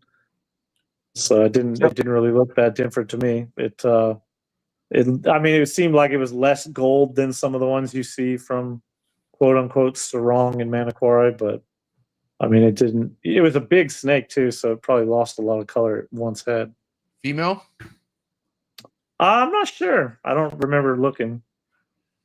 I mean, how does one person go up that high in a tree and pull a 12-foot barneck out without it? I mean, it was actually a really mellow snake. I think the only time it tried to bite, I think Nick was taking like a video of it with a GoPro and stuck it in its face. And I think it took a shot at that. But other than that, it never took a shot at any of us. And I was the first, when they grabbed it and it came down, I was the first one to get it. And it never took a shot at me. But I mean, did it not like try to latch on to what it was holding on to? Like try to latch on to the branch that it was sitting on? Yeah. Oh yeah, no, it was a struggle. It didn't come happily. It didn't give up its place in the canopy for nothing. It was quite the ordeal, man. I don't even know how to describe the whole thing. It was freaking wild. And even from me keeping scrubs, I remember the ones I did give perches to. Like, God, good luck trying to get them off a perch. Like that's what I was thinking. They don't like coming off that perch no matter what, and they'll hold on for dear life to the point where you feel like it's gonna fucking bite you at some point. But yeah, if memory serves me, the two guys went up they didn't go up the tree that the snake was in. They went up trees next to the snake, and one of the guys was like shaking the tree from one side, and the snake started to move and was going towards the other guy, and finally he was like leaning his tree over. And finally they got with his outstretched arms and some snake catching tongs, he finally was able to grab it. And then I think it probably just kind of coiled around the tongs. It didn't really realize what was going on. And then next thing I knew, it came down and I got my hands on it. And temps at that time were about what you think? Was it still a little warm during the night, or was it getting cooler? I think it was probably 9:30 or so. It was probably mid 70s to 78 degrees, I guess.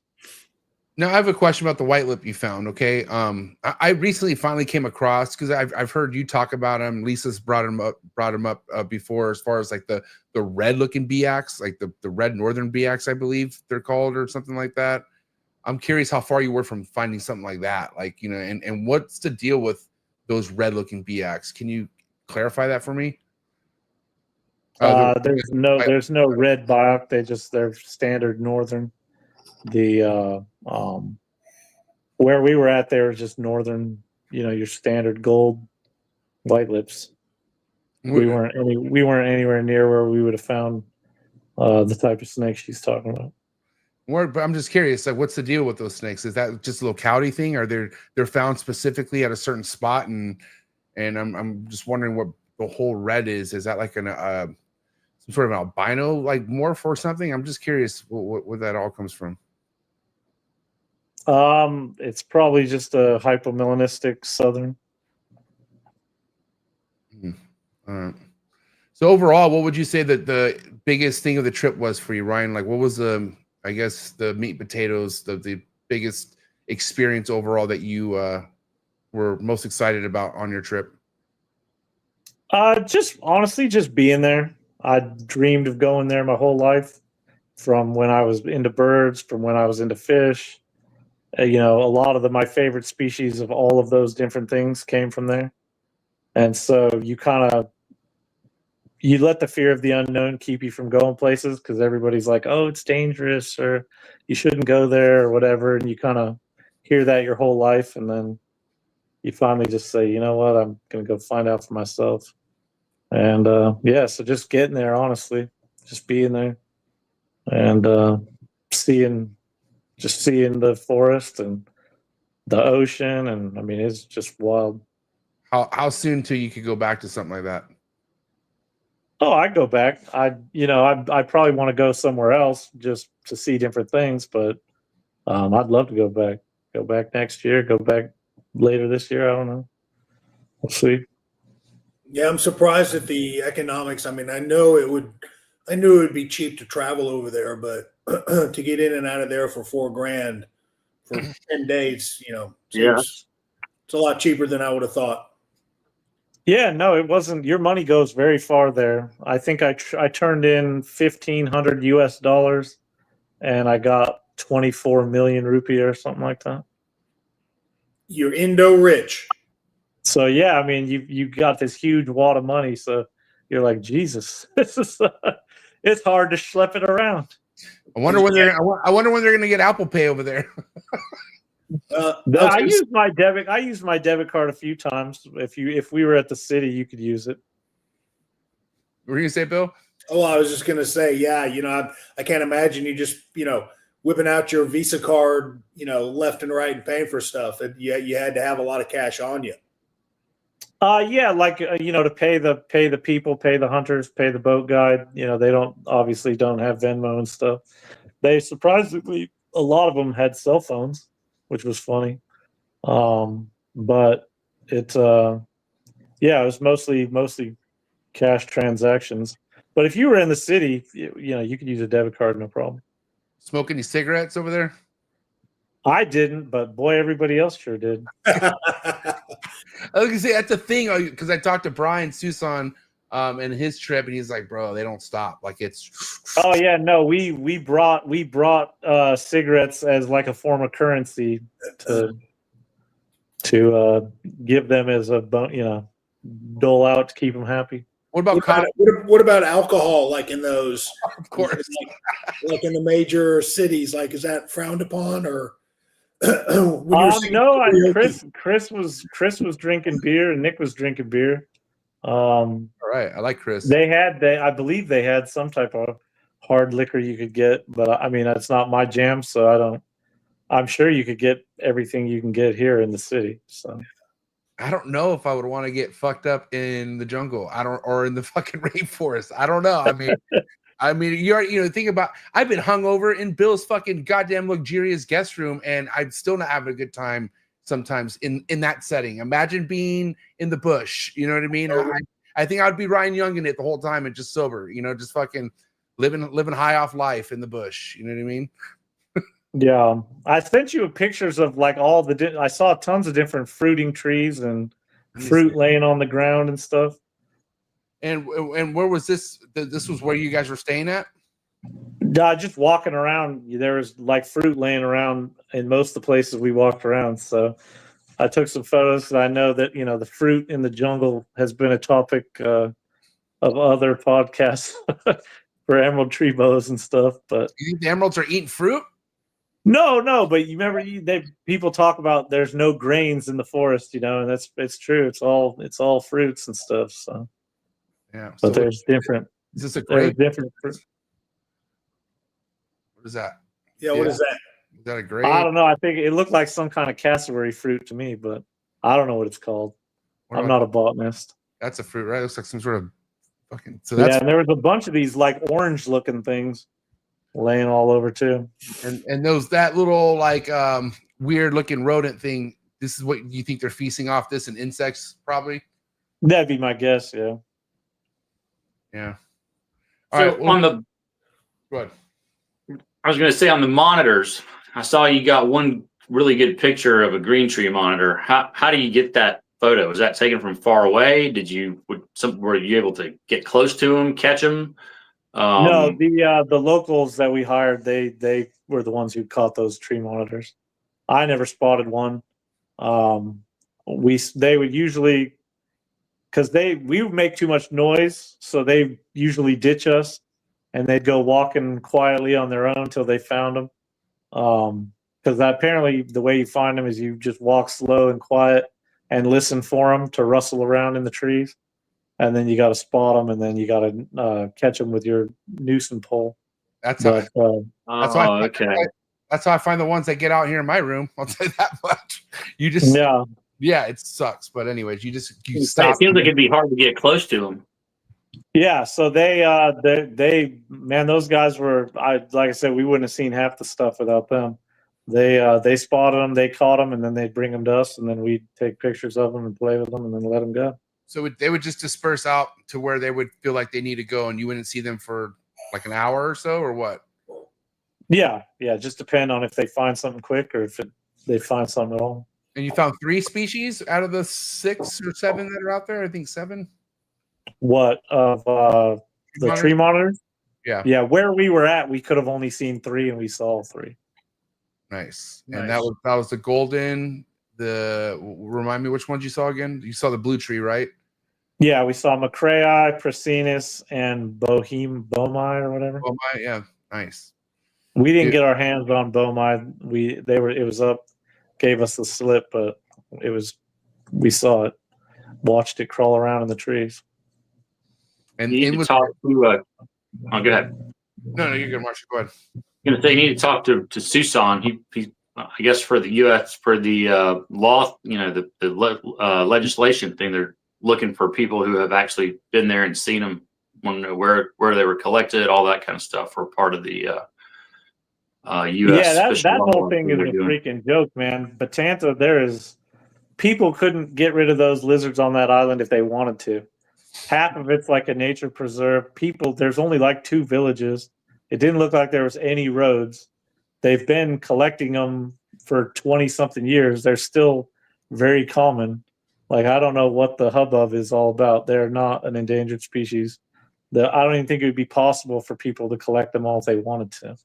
The topography of the island just wouldn't even allow it, I don't think. Most of it's like straight up and down. And most of the time, they only collect in the relatively flat areas around the villages. So the whole thing's pretty stupid. What's your overall prediction? What do you think is going to happen? Do you think this temporary hold on this ESA listing is going to be lifted, or do you think it's going to stand on it? No, the stupid fucking U.S. government's involved, so they'll, with their bleeding ass fucking hearts, going, "Oh, we've got to save something that's not ours."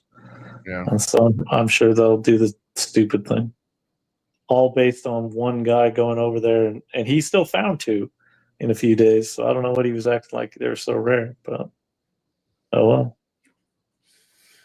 All right, so listen, wrap up topic time. I'm going to go first, and then we'll get to Bill and Marshall. I'm going to ask you, Ryan, now that you are kind of more tapped in as far as what you experience with seeing a chondro in the wild, are you going to make any changes back home now? Are you going to maybe give lower temps, or do you feel like you've already been giving the temps that are suitable? If I had a room that was just solely chondros, I would probably do a 10-degree swing every day. I'd probably do like an 85-degree day and a 75-degree night.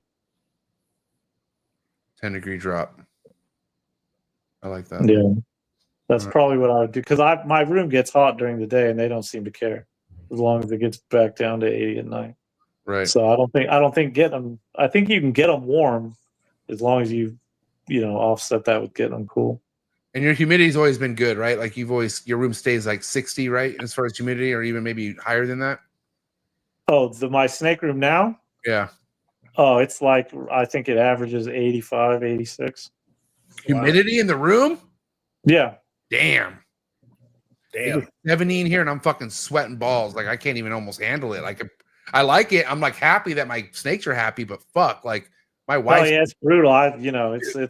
It's basically like being over there. So it's hot and sticky. You sweat a lot though. I mean, that has to be good. It's like almost working in a little sauna or something. I don't know. Yeah, but it's a lot. Yeah, I think my baby room runs like, it's less. I think it's like 68 to 74. Okay. All right. Who wants to go next, Bill or Marshall? I'll go. So what happened in your snake room while you were gone for 2 weeks? How did that? Luckily, my snakes were polite to my wife and they didn't lay eggs while I was gone. So, she did her best to see if anybody ovulated. I don't know if her predictions are going to be true or not based on her notes, but we'll find out.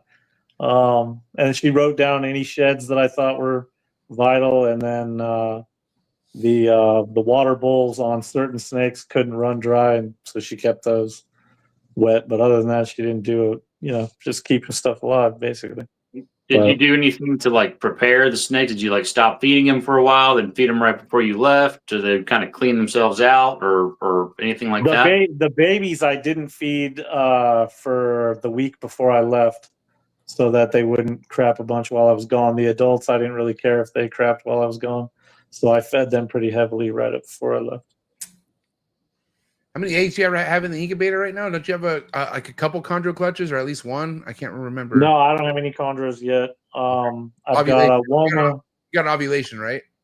Yeah, I've got a Woma clutch, a ball clutch, popwin clutch, and spotted python clutch. Well, how the white lips looking this year? I didn't have any to pair this year. So. Okay. Right on. All right, Bill, what you got for him? Ryan, excuse me. If you had a magic bag and you could pluck one of the animals that you saw in the wild and no questions asked, it ended up in your snake room, what would it have been? Not a chondro. We know that. Not a chondro. No, it probably would have been the chondro. Oh, really? Yeah, it would have been. Well, if I could pair it up, I guess. I wouldn't want one without the other, but yeah, no, I wanted to see that other stuff. Like I said, mostly because I feel like I could go to Indo and not have all the hired help and have a decent shot at finding a chondro. But seeing the monitors, the tree monitors and stuff, you're not going to, the average, boule, as they would call them over there, white person walking around in the forest you're not going to probably see or catch those tree monitors. So. That's why I thought you would have said it, one of the tree monitors. No, I like the tree monitors a lot. I kept McCrae for a while. I've kept Prasinus back in the day, but it's just not my. I would love to do it again someday, but for now, it would be definitely would be the chondro. Would have been the chondro. Do you think tree monitors are just primarily eating insects out in the wild, or do you think they're eating maybe these other little lizards and stuff like that also? Based on how many of the green tree skinks and the tree skinks that I saw, I would guess they're eating skinks, but sounds like, and there's huge bugs, man. There's big walking sticks, lots of katydids, giant grasshopper looking things. Yeah. I mean, there's no shortage of giant bugs for those things to eat. So I would guess their diet's probably mostly bugs, but I doubt they would turn down any of the lizards that they could catch. Insects freak me out, man. Spiders and insects, just like I could handle them, I guess, but I'd rather not. Like, I don't know. Well, some of the big orb weaver spiders over there were pretty trippy. What? The what? Big, huge. They would make these big webs across the trails, and if you weren't paying attention, you'd walk through it. Dude, fuck that. No way, dude. No way. Can't do that. I'm done. I don't know how you feel, Marshall. Not doing it. I'm with you. I'm not big on spiders either. Not a bug guy, not a spider guy. Nope. I can't, bro. I just can't. That's just where that's it. I love your sacrifices. You going over there and all that shit, Ryan. I just like hearing it from afar now. I'm good. I think you're just freaking yourself out. I think if you want to be there, it's not bad. If you don't want to be there, then you're probably going to tell yourself it's horrible. Well, it probably just depends. There's a lot of places around the world I want to be at, but there's things that could happen. You know what I mean? And then I've traveled a lot. Never traveled to where you traveled, but I do know that traveling could suck. Okay, and so I get it. Like if your heart is really set on being in the thick of what you want to go look at, then that's the motivation. But oh man, I don't know. Like the whole paint a boat guy and fucking all this other shit, and it's like just sounds like there's a list of things that could go wrong at any minute. You know what I mean? I bet there's a list of shit that could go wrong in your regular life, man. You get hit by a bus tomorrow, for all you know. Well, so did Chris set all that up?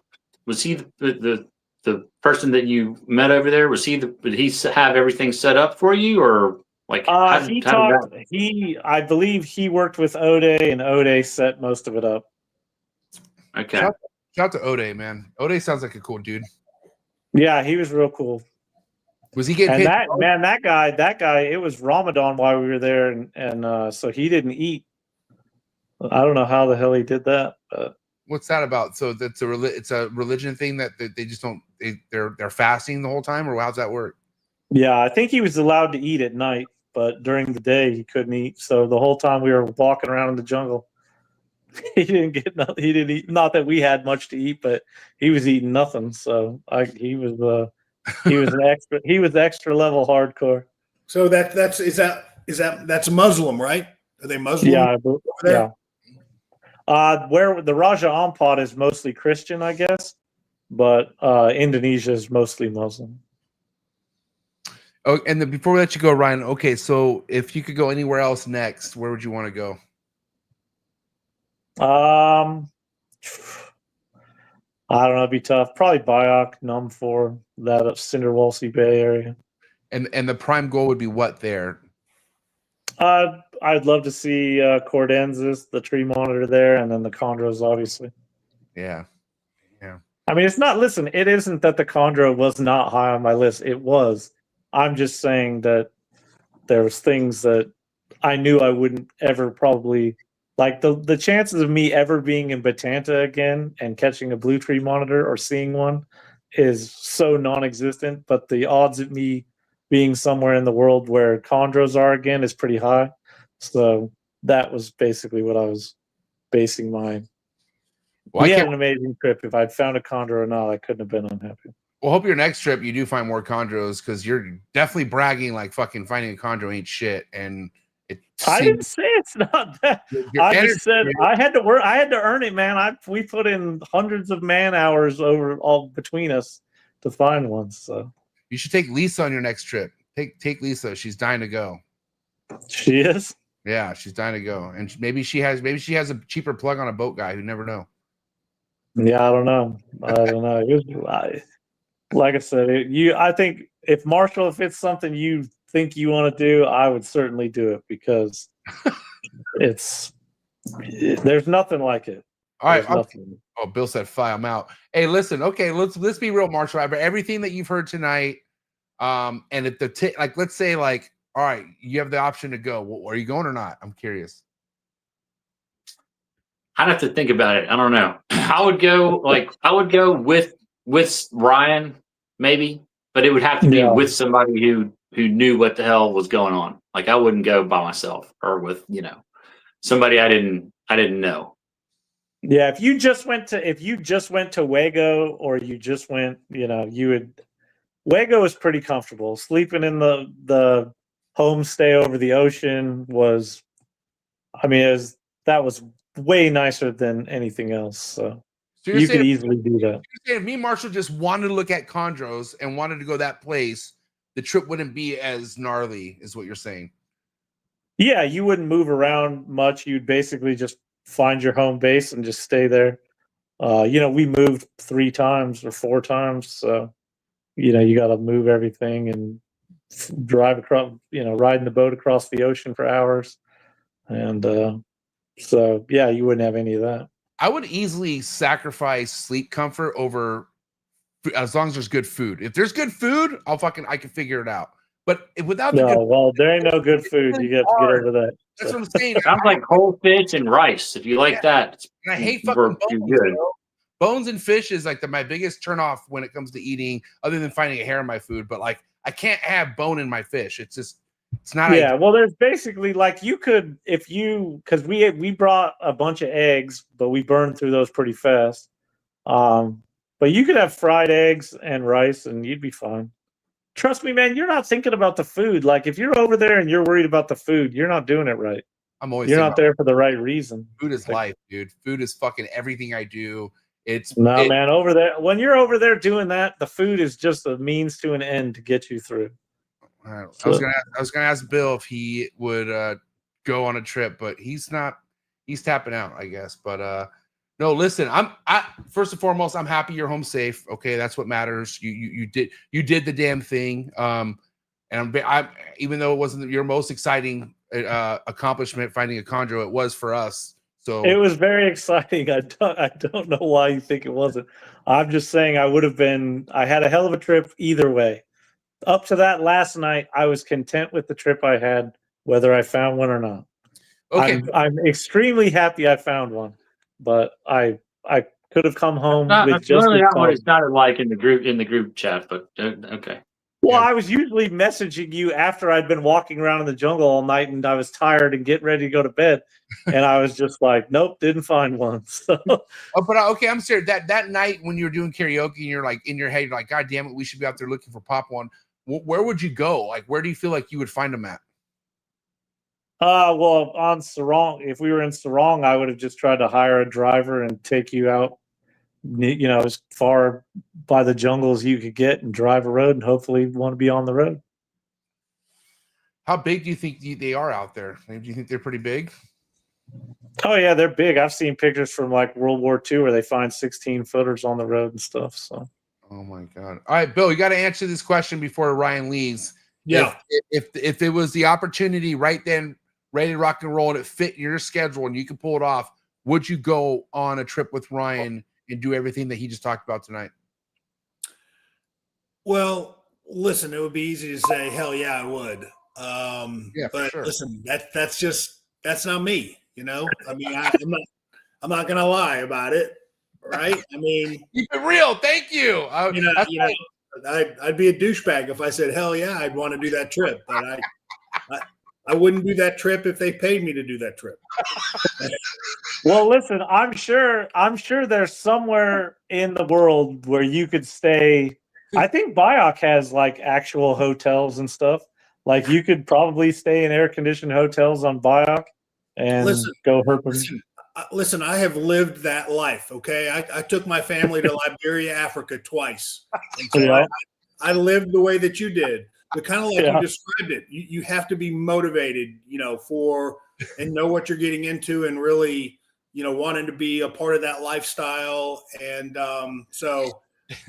it's just that's just not for me. I love talking to you. I love getting all the information, that you brought back. But listen, that was 20 years ago for me. I did that when I was in my 40s, not when I'm 60 years old. So it's understandable. But again, like what Bill said, it's cool to know someone like you who is down for that shit, Ryan, because I know it takes a certain individual who's willing to leave the comforts of their home. And I know you have a family. I know you love them. It's hard for me to leave my house. I love everything I have going here, mainly because it's comfortable. But for you to do what you do, it's props, bro. And you want to go back. And so God bless you. I mean, we're rooting for you, and we can't wait to have you back on after you come back and, talk about how you fucking, found 1 million chondros, don't care about them, and all this other shit. I believe it or not, I do my best not to leave my house either. So I don't like going out here, but I like going out there. Yeah. All right. Listen, good episode. I appreciate your time, Ryan. And again, welcome back home, man. For people to follow you, Instagram, obviously. Are you more active on IG nowadays or Facebook? Where can people really kind of get in touch with you? Either one, Facebook or Instagram. Okay. All right. Well, enjoy the rest of your night. Find all the links of Ryan's social media's platforms in the description below. But it's a wrap for Ryan Young. Give it up, ladies and gentlemen. Good to have you back home, Brian. Yeah, man. Well, I'm glad to be back. It's nice talking to you fellas again. Yeah. So, Oh, you're going to be on the show Saturday with Chris Applin and Nick Mutton. yeah. Okay. All right. Saturday morning, guys, to hear more about Ryan's trip with Nick. And yeah, have a good night, Ryan. Thank you, buddy. All right, man. Take care. Take care, Ryan. Man. See you guys. I'm so glad you came back, Bill, because I wanted that answer. I wanted to hear what you would say about. And we're just on the same page, dude. I think we're all on the same page there. I don't know, like I love hearing what Brian was doing, but just to feel like me going through that, the way I complain and the way I don't know. I just don't, I don't know. mean, I can't hang. No way. MJ, listen, it was kind of like when all of us went to Justin's place. Right. When we were racing the cars, right? That was fucking awesome. Like, it was awesome. But did you even get in a out. car? Did you even get in a car one time? I did. No, I got in the car. Wow, that's what got me sick. I was like, I did it, and it got me nauseous. Like it was. Yeah. To be fair, you saw your life flash before your eyes. Yeah, I didn't drive. First and foremost, you're right. I didn't drive. I wanted to. I was there, all pumped up, ready to go, but I didn't realize how intense it was actually being out there. Yeah. Until I was, and then I went with Homeboy and his Miata, and dude, that was fucking nuts right there. You That was drifting all over the place, and yeah. Yeah, and then with Justin, he went off the fucking track. Remember, I was in Justin, and I was done after that. You're right. I got high, just kicked it in the RV for the whole rest of the day. It was great. That's how I feel like I would be in Indonesia. Like I'd be like, yeah, but minus the luxury. Like at least I could disconnect and just kind of be away for a little bit, and which I needed because I was not feeling well. But you don't get that there. You're like if you don't feel no escape. Yeah, you're there. No escape. You're miserable. Everybody sees you miserable. There's nothing you can do about it. Yeah. I mean, I don't know. We're on a chat group. The three of us and Ryan and Gary, we talk every day, multiple times a day. Yeah. And so it's really cool to be able to live vicariously, through all of you guys. All you guys do things that like I wouldn't do.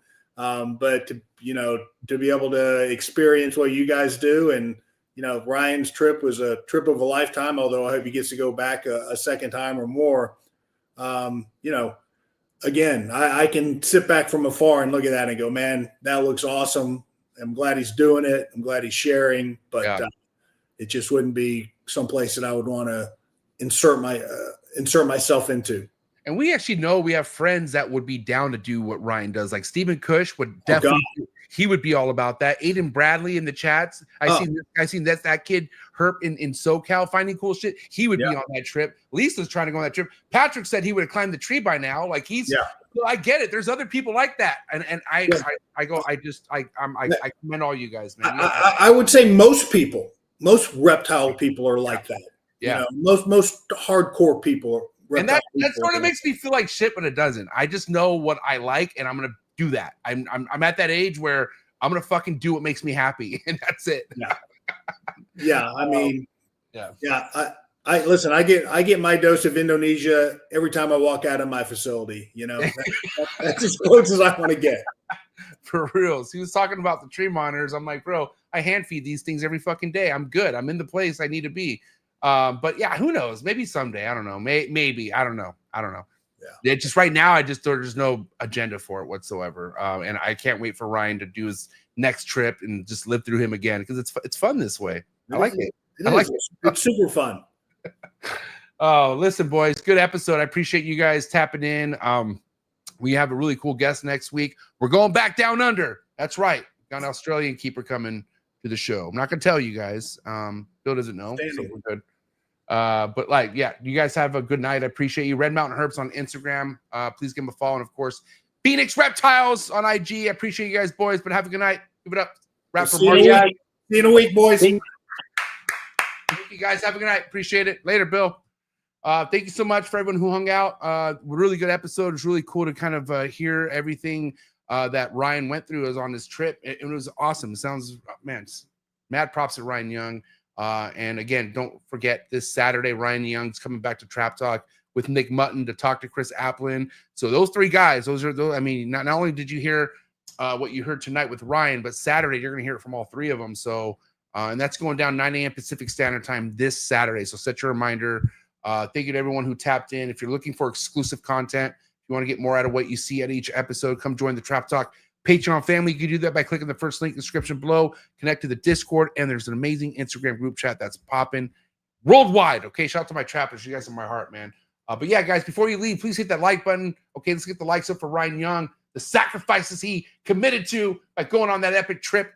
And hit that subscribe button, hit that notification bell, select all. Don't forget, Trap Talk Reptile Network is 7 days a week, Monday through Sunday, the only reptile network to give you a fresh episode of reptile content every day of the week. All right. Before I let you guys go, please check out my sponsors. Appreciate all the love and support. For the #1 PVC enclosures in the reptile game, no better place to visit than Focus Cube Habitats. Excited for today's sponsor, Focus Cube Habitats, #1 enclosures in the reptile game by far. Everything you see behind me are 3x2x2 PVC design enclosures by Steven and Ashley over at Focus Cube Habitats. They're based out of Texas. If you head over to the website, you can select from over 30 plus different enclosure designs that they've done. Two of the hardest working people in the reptile hobby today, and I'm so excited to add more Focus Cube enclosures. So much again, Steven and Ashley. I appreciate the 5+ years of partnerships that we've had together.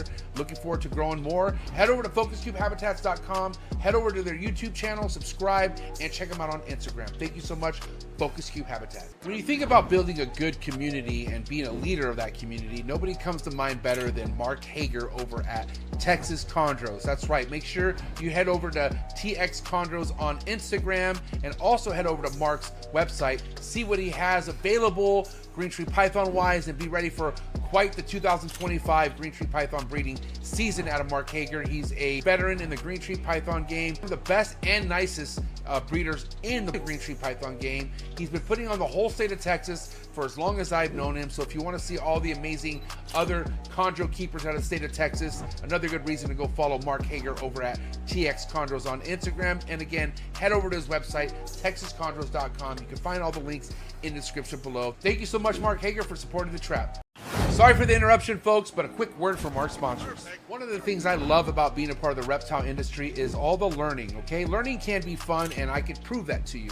Thank you so much to today's sponsor. It's Gary Scavino over at GS Reptiles. I highly recommend you head over to his YouTube channel, follow all this man's content when it comes to learning about rare species of snakes you could be keeping in the hobby, and also just finding out how easy a lot of these rare species of snakes are to keep in general. So thank you so much, Gary Scavino of GS Reptiles. Again, head over to his YouTube channel. Also head over to his Instagram to be on top of all of his current work and be ready for a big year over at GS Reptiles. Thank you so much, Gary, for your ongoing support. I really appreciate it. Chee!